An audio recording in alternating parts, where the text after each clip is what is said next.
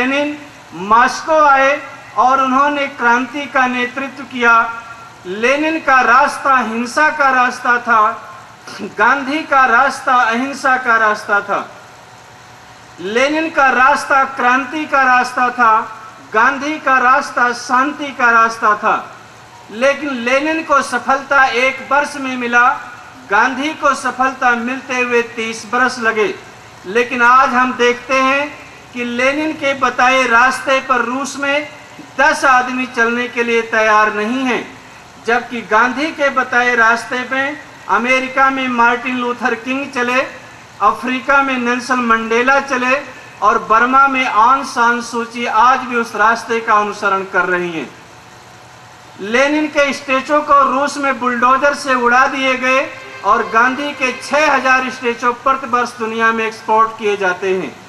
तो दुनिया में शांति प्रिय लोग जो होते हैं, मनुष्य एक शांति स्थापित करने की कोशिश करना चाहिए। वह शांति गांधी और लेनिन के रास्ते से भी ठीक तरह से नहीं आ सकती।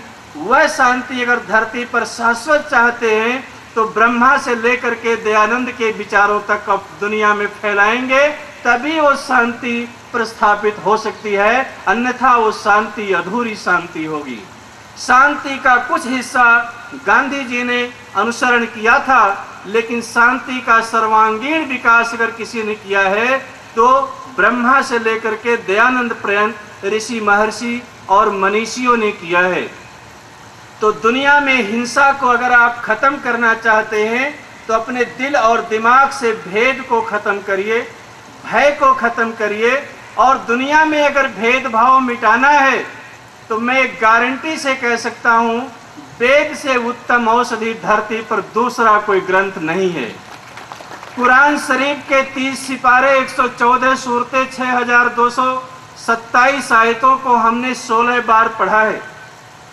हमने ओल्ड टेस्टामेंट, न्यू टेस्टामेंट, जंदावस्था और जैन धर्म के 32 आगमों का परस्पर अध्ययन किया है।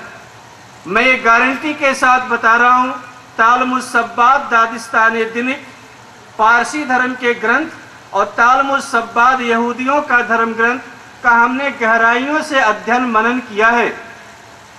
जो अरब में हजरत पैगंबर साहब ने सिविलाइजेशन लाने की कोशिश की, उसी अरब के लोगों ने 60 बरस के अंदर पैगंबर साहब के पूरे परिवार को समाप्त कर दिया, दफन कर दिया।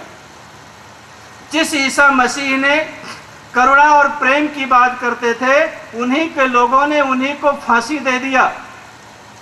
अर्थात उस विचार से, उस शांति से धरती पर शांति लाना बड़ा असंभव है। लेकिन वेद एक ऐसा ग्रंथ है जहां किसी के लिए भय नहीं, किसी के लिए कोई भेद नहीं, किसी के लिए कोई अराजकता नहीं, सबको समान अधिकार, समान विचार और समान सोच के लिए बराबर का हक अगर धरती पर कोई ग्रंथ दिया है तो वह वेद दिया है। न वो 32 आगम में है, न तालमुद सब्बात में है, न दादिस्तान दिनिक में है, न कुरान शरीफ बाइबल में कहीं भी वो चीज देखने को नहीं मिलती। हाँ, कहने के लिए हम लिबरलाइजेशन की बात कर सकते हैं, सिविलाइजेशन की बात कर सकते हैं, लेकिन वो चीज हम देखने के लिए हम तरस जाते हैं जो एक इंसानियत की पोषक तत्व को हमें पूर्ण खुराक देती है। मेरे भाइयों और बहनों, वेद कोई धर्म ग्रंथ, कोई मजहब, कोई पंथ के लिए नहीं है। वेद एक इंसानियत, मानवता और हर समुदाय के लोगों के लिए बराबर का हक देते हैं। यद्यपि सभी लोग कहते हैं अपने अपने धर्म ग्रंथ को ये ईश्वरीय संविधान है, ईश्वर की वाणी है, लेकिन हम उसको अच्छी तरह से अगर हम पढ़ के देखते हैं, समझते हैं, तो चीज़ हमें दिखाई नहीं पड़ती है जो हमें सोचने और समझने के लिए विवश करती हो। अगर यूनेस्को और यूनाइटेड नेशन ऑफ ऑर्गेनाइजेशन के लोग अगर इस बात का अध्ययन करें तो मिस्टर जटस्को की तरह आज भी वो लोग कहने के लिए तैयार होंगे कि अगर दुनिया में हम शांति प्रस्थापित करना चाहते हैं तो हम दुनिया में लूट खसोट को छोड़कर हम सही रास्ते का चयन कर सकते हैं। भारतीय संस्कृति कभी ऐसी संस्कृति नहीं रही कि दूसरे के ऊपर आक्रमण करे, दूसरे को मिटाए। रावण ने हमारे को डिस्टर्ब